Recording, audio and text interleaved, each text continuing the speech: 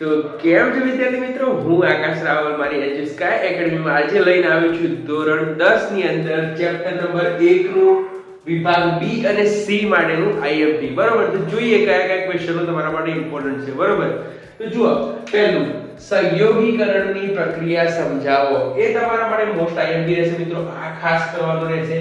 ત્યારબાદ વિઘટન પ્રક્રિયા કોને કહેવાય તે સમજાવો. વિસ્થાપન અને દ્વિવિસ્થાપન પ્રક્રિયા તમારે સમજાવવાનું અને ઉદાહરણ આપવાનું. બરોબર મિત્રો, ખોરાપણું એટલે શું, ખોરાક જે ખોરો થઈ જાય છે એ શું છે એ તમારે સમજાવવાનું છે, એના ઘટાડવાના ઉપયોગો સમજાવો.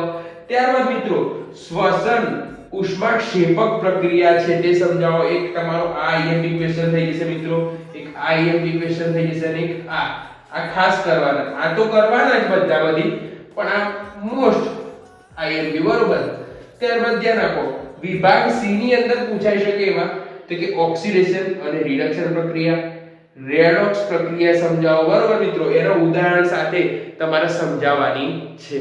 તો આ છે મિત્રો તમારા ચેપ્ટર નંબર 1 નું વિભાગ બી અને સી નું વિજ્ઞાનનું આઈએમપી. આ કરી લેશો એટલે મોસ્ટલી બધું આવી જશે. બરોબર, ધન્યવાદ.